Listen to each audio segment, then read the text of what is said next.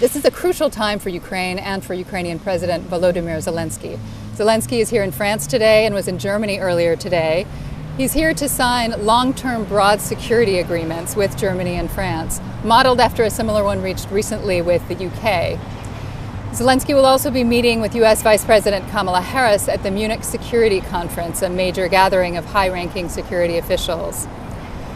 The agreements being signed here are not about the immediate military needs of Ukraine, although those needs are very intense. Ukraine is particularly struggling around the town of Avdiivka against Russian forces right now, and France and Germany have offered more bombs and other weapons to Ukraine to help in this battle.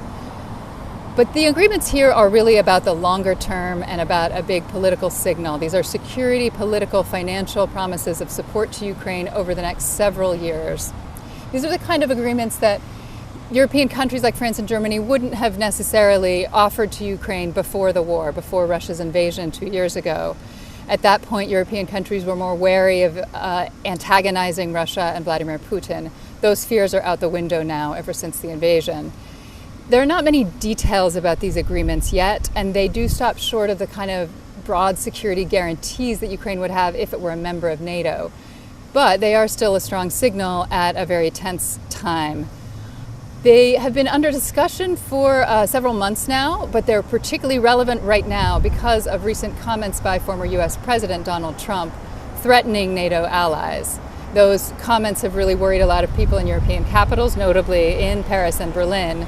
And the message from these agreements today is really that European countries will support Ukraine over the long term, regardless of what happens in the U.S. elections later this year, and European countries will do what they can to defend this continent against Russia.